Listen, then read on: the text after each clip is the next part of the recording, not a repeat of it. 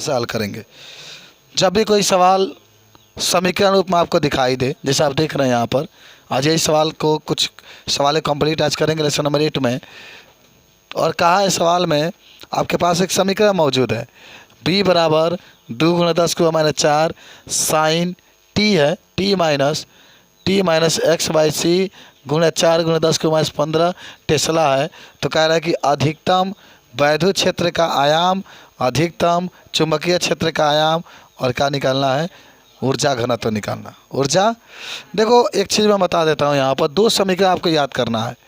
दो समीकरण थोड़ा सा मैं इधर थ्योरी में बता दूँ कि दो समीकरण आपको यूज करना। एक होता है वैद्युत क्षेत्र का आयाम का सूत्र, वैद्युत क्षेत्र का माने पहले समीकरण लिख लेना है। तो यह होता है E बराबर E0 sine omega T minus के एक्स। यह होता है, देख लो ध्यान से। और अपर क्या आ रहे हैं, ई तो वैद्युत क्षेत्र है और ई नाट वैद्युत क्षेत्र का अधिकतम मान है, या वैद्युत क्षेत्र का अधिकतम आयाम भी कह सकते हैं। E0 ओमेगा टी माइनस के एक्स, ये वैद्युत क्षेत्र के समीकरण है। और अगर आपसे कोई पूछा चुंबकीय क्षेत्र का समीकरण, चुंबकीय क्षेत्र का समीकरण, तब B बराबर B0 sine omega T minus के एक्स। तो एक आपका ये होता है जहाँ B चुंबकीय क्षेत्र है और B0 का है चुंबकीय क्षेत्र का अधिकतम मान है। तो दोनों समीकरण आपको याद हो गया। अब इसी समीकरण से आप हल करेंगे, खूब ध्यान से समझिए। पहले जो सवाल है हल करते हैं इसको। पहले जो सवाल है उसको देखते हैं। B बराबर का दिया है 2 गुणे 10 को minus 4 sine T minus X by C, 4 गुणे 10 के ऊपर कितना दे दिया 15। सब लोग सीखो तो नहीं बाबू, यहाँ ध्यान दो, इतना दे दिया। आप सबसे पहले इसकी तुलना करेंगे। क्या करेंगे, तुलना। किससे करेंगे तुलना, है क्या आपके पास है, देख रहे हैं ना। जब B बराबर देखिएगा तो B से, E बराबर देखिएगा तो E से। तनि समझो, सुन, देखो खूब ध्यान से। तो क्या करेंगे, B बराबर B0 साइन, चला टी बात है, टी लिखा जाए चाहे हो लिखा जाए ओमेगा टी माइनस के एक्स, बस इतना हो गया। आगे कौन लिखने की जरूरत नहीं है। तो आपको B से B कट गया, B0 का मान कितना हो गया, B0 बराबर 2 गुणे 10 के माइनस 4 टेस्ला। क्या लिखा जाएगा, टेस्ला। बस एक एक मान आपको मालूम हो चुका है। तो एक आपका निकल चुका है चुंबकीय क्षेत्र का आयाम, B नाट का मान निकल चुका है। अब पढ़े देखो लो, चुंबकीय क्षेत्र का आयाम को B नाट से प्रदर्शित करते हैं। अब आपको क्या निकालना है, वैद्युत क्षेत्र का आयाम। हम कल बताए थे E बराबर B और C को एक पास लिख लीजिएगा। BC के मतलब B और C एक पास होता है ना, तो B और C को गुणा करेंगे तो E के बराबर आ जाएगा। तो B का तो मान मालूम है 2 गुना 10 के ऊपर माइनस 4, C आपको मालूम है 3 गुना 10 के ऊपर 8, 3 गुना 10 के ऊपर 8, और 3 से गुना 2 में होगा तो 6, और 8 में 4 जाएगा 10 के ऊपर 4। और मात्रक आप लिखना चाहते हैं तो अरे पढ़ेंगे E बराबर है बाई Q होता है, तो न्यूटन अपान कूलम, न्यूटन अपान कूलम। हाँ चलिए, अपान को वही प्रति होता है। अच्छा एक और चीज़ पूछा है, ऊर्जा घनत्व। कल भी आप इस सवाल को लगाए थे, याद है, ऊर्जा घनत्व आपको याद है, बोले थे कि सर कहाँ सवाल दिया है, वही है 1/2 एप्सिलॉन और यहाँ पर E स्क्वायर। 1/2 एप्सिलॉन का मान कितना होता है, 8.85 10 के माइनस 12 गुण है। अच्छा एक और कहानी देख लो इसमें, एक और चीज़ें है ना E, लेकिन E तो आपको मालूम है नहीं है, आपको तो E0 मालूम है। तो मैंने कल कहा था कि E के जगह पर क्या लिख सकते हैं, इधर देखिए सूत्र है, E के जगह पर क्या लिख सकते हैं, E0 बटा कलनी में 2, तो भर दो E0 बटा कलनी में 2, इसके ऊपर 2 है ना, तो 2 लिखना पड़ेगा। चलिए एक काम करिए, 1/2 ऐसे ही लिख लीजिए, 1/2 गुणे 8.85 गुणे 10 के माइनस 12 गुणे E0 का मान भर दिया जाए। E0 का मान क्या दिया है, 6 गुना 10 के ऊपर 14, यही तो डबल लिखाएगा, 4 है 4, और नीचे कितना हो जाएगा, कलनी में 2। पूरा हल करोगे, अब आ गया तो कौन कलनी में 2 कह रहा है,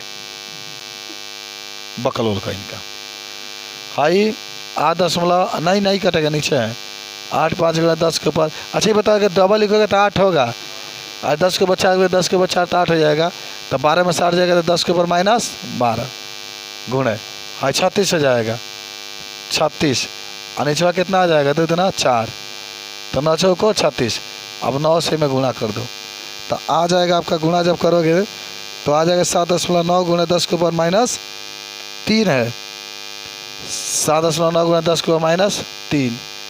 अब मात्रक में आपका हो जाएगा जूल प्रति मीटर क्यूब। चलिए बन गया, इतना आपका आंसर आएगा। 7.9 गुणे 10 के ऊपर -3 जूल प्रति मीटर क्यूब बन गया आपका। बात समझे? मैंने ये कहा गया कि समीकरण आपका दिया रहेगा तो तुलना करेंगे और तुलना करके तब आप इसको हल कर सकते हैं। बोलिए, सवाल ये कह रहा है कि इधर देखो तकाम तब देखो, एक समतल वैद्युत चुंबकीय तरंग का आवृत्ति, अच्छा जब भी हर्ट्ज कहेगा तो आवृत्ति समझना है इसका कितना है, 2 गुणे 10 के ऊपर 10 हर्ट्ज आवृत्ति है तथा वैद्युत क्षेत्र का आयाम 48 वोल्ट प्रति मीटर है। तो क्या निकालना है, एक आपको तरंग दैर्घ्य निकालना है और एक आपका चुंबकीय क्षेत्र का आयाम। कल बताए थे आपको कि जब आवृत्ति दिया होता है तरंग दैर्घ्य तो निकल ही जाएगा ना। अरे कल आप पढ़े थे, पहला को हल करते हैं, कहाँ पढ़े थे बाबू, C बराबर न्यू इंटू लेमडा, C बराबर न्यू इंटू लेमडा। कहाँ निकालना है, लेमडा निकालना है क्योंकि तरंग दैर्घ्य पूछ रहा है। तो C बटा न्यू बराबर लेमडा, C का मान 3 गुना 10 के ऊपर 8 और न्यू का मान कितना, न्यू का मान यहाँ दिया है ना, इसको 2 गुना 10 के ऊपर 10 बराबर लेमडा और 2 से भाग 3 में दे दो, 1.5 गुणे 10 के ऊपर 8, ये 10 के ऊपर -10 बराबर लेमडा, 10 में 8 चला जाएगा, 1.5 गुणे 10 के -2 मीटर आ जाएगा किसका मान, लेमडा का। बात समझे? बहुत सिंपल सवाल था ये। आप चाहे तो ऐसे भी लिख सकते हैं, लेमडा बराबर 1.5 गुणे 10 के -2 मीटर, इधर भी करके लिख सकते हैं। अब भाई तो बहुत आसान है। चुंबकीय, जब वैद्युत क्षेत्र का आयाम दिया हो, चुंबकीय क्षेत्र का आयाम पूछता है तो सूत्र याद करो, C बराबर मैंने बताया था E ऊपर B नीचे, पीछा दीजिए गुणा कर दे। क्या बताना है इसमें, B नॉट पूछा है तो B नॉट बराबर E नॉट, अब बाटा में C हो जाएगा बाबू। I नॉट के मान आपको मालूम है क्या दल भाई, E नॉट के मान 48 और इसका कितना होता है 3 गुणे 10 के ऊपर 8, काटेंगे तो 16 बार में, तो 16 गुणे 10 के -8 टेस्ला हो जाएगा। टेस्ला आपका आंसर आ जाएगा, नोट कर लो इसको। एक तीसरा उसमें सवाल है, रख दोगे मानता आ जाएगा। देखो प्यारा सवाल है ना, उसमें तीसरा है कि E का ऊर्जा घनत्व जिसको आप UE तथा B का ऊर्जा घनत्व जिसको UB बराबर होता है सिद्ध करके दिखाना। अच्छा ये सवाल आप लोग सोचे हैं, कहीं दिमाग लगाएं, लगाने के लिए लग जाएगा। देखो समझो कहना लगाएगा, आपको याद होगा ऊर्जा घनत्व बराबर होता है 1/2 एप्सिलॉन 0 E स्क्वायर होता है। एकदम ध्यान देने समझते हैं, पहले लिखो मत यार, समझ लो इसको, ये होता है कि नहीं होता बताओ। आप सुनो, अब 1/2 हाई एप्सिलॉन 0 लिख लो, इसके जगह पर E0 बटा करने में 2 इसका स्क्वायर लिख सकते हैं कि नहीं लिख सकते, एकदम लिखा सकता है। अब इधर आओ, 1/2 एप्सिलॉन नॉट, इसको जब बर करोगे तो 1 के ऊपर 0 और नीचे करने में 2 बाहर निकल जाएगा, नहीं निकलेगा, निकल गया अभी। अब सुनो, 1 बटा क्या आ जाएगा 4 epsilon not E square, E0 का स्क्वायर लिख सकते हैं कि नहीं लिख सकते। अब सुनते रहना ध्यान से, तनी ध्यान से एकदम। एक सूत्र इधर लिख रहे हैं, पढ़े भी होंगे, C बराबर E0 बटा B0, E0 बटा B0। अगर तीसरा चीज गुणा करें तो E0 बराबर क्या लिख सकते हैं, C गुणे B0, C इंटू B0। तो सुनिए इधर ध्यान से, 1/4 लिखो, एप्सिलॉन नॉट लिखो। अब E के जगह पर क्या लिख सकते हैं, C into B0, C into B0 इसका square, 1/4 epsilon not C square B0 का स्क्वायर। इतना हो गया कि नहीं हो गया? सुनो समझ में आया कि नहीं बताओ इतना पहले, अभी तो आया नहीं है ना। एक बात और समझाते हैं, एक और सूत्र आप पढ़े होंगे, याद करिए, C बराबर 1 बटा करनी में μ0 इंटू एप्सिलॉन 0 सिद्ध भी किया है। निर्वात के वैध, इसको निर्वात में प्रकाश की चाल, निर्वात के चुंबकशीलता, निर्वात के, ये तीनों निर्वात हो, क्या पूछे तीनों निर्वात में संबंध, C बराबर उतना होता है, सिद्ध हो जाएगा ना। अब सुनो, C के जब इतना रखा जाएगा तो रखो इसमें, इधर बताते हैं, 1/4 लिखो, एप्सिलॉन 0 वैसे ही लिखो, C के जगह पर लिख दो कितना, ये वाला 1/μ0, करनी के अंदर है एप्सिलॉन 0 इसका स्क्वायर, B0 का स्क्वायर तुम वैसे ही लिख लो, B0 का स्क्वायर तुम वैसे ही लिख लो, एकदम सुनते रहना। 1/4 एप्सिलॉन 0, जब ये बर करोगे तो बाहर ही अब साइलम जीरो ही बाहरी भाई हो गया बी जीरो का स्क्वायर, बी जीरो का स्क्वायर। देखना ध्यान से, ऐसा है कैसे अब भाई बच जाएगा ना। तो कहा गया 1/4 अब म्यू जीरो इंटू का आ गया बी जीरो स्क्वायर। अब देखो क्या करोगे, जब इतना आपके पास आ जाएगा, मन काट कर करोगे तो इतना आ जाएगा, तो देखो यही आपका, सुन लो ध्यान से, यहाँ पर हो जाएगा बी जीरो का स्क्वायर बटा में 4 म्यू जीरो। इसी को हम लोग कहते हैं चुंबकीय क्षेत्र का ऊर्जा घनत्व। चुंबकीय क्षेत्र का ऊर्जा घनत्व, वैद्युत क्षेत्र का ऊर्जा घनत्व का ये सूत्र होता है 1/2 epsilon zero E square upon ये वाला होता है। और चुंबकीय क्षेत्र का ऊर्जा घनत्व का ये सूत्र होता है बी पर जीरो स्क्वायर 4 म्यू जीरो होता है आपका। तो अब उसके जगह पर यहाँ डायरेक्टली आ जाइए यू ई, और जहाँ इतना आपने सिद्ध करके लाया है उसके जगह पर लिख देंगे यू, और चुंबकीय क्षेत्र कह रहे थे यू बी लिख सकते हैं। तो इस तरीके से दोनों का होता है बराबर होता है। माने इसका एक सूत्र होता है कि पूछे कि चुंबकीय क्षेत्र का ऊर्जा घनत्व का होता है तो बी जीरो का स्क्वायर बटा में 4 म्यू जीरो, ये आपको याद होना चाहिए। समझ रहे बात को? तो थोड़ा सा इसको नोट कर लो तनी, लेकिन जल्दी से। हाँ, तो क्वेश्चन आपका है क्या कह रहा है इसमें कि एक रेडियो 7.5 मेगा हर्ट्ज, यानी हर्ट्ज कह दिया तो समझो कि आवृत्ति दे दिया मेगा हर्ट्ज। अच्छा, मेगा का मतलब 10 के ऊपर 6 लिखेंगे, से 12 मेगा हर्ट्ज यानी 10 के ऊपर 6 यहाँ भी रहेगा। बैंड के किसी स्टेशन से संशोधित हो सकता है तो इसकी संगत तरंग दैर्घ्य।